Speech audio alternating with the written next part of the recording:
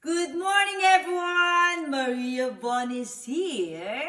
Anyhow, I would like to share with you a great thoughts to ponder. If you hang around with five confident people, you will be number six. If you hang around with wealthy people, you are going to be the next. But if you hang around with idiots, you will waste your life away. Their habits become your habits.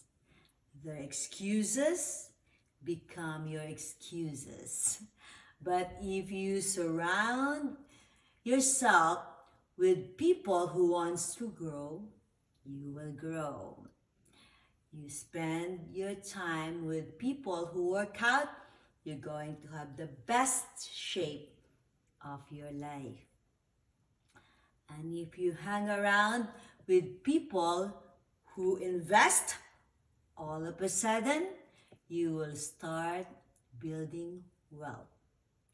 And by the way, guys, always remember, health is wealth. So, stay in a circle because in 5 years, you will exactly the same as where your friends are today. Always stay in the right circle of friends. Okay, guys. Take care, stay safe, and God bless. Till next time. Thank you for watching. Bye.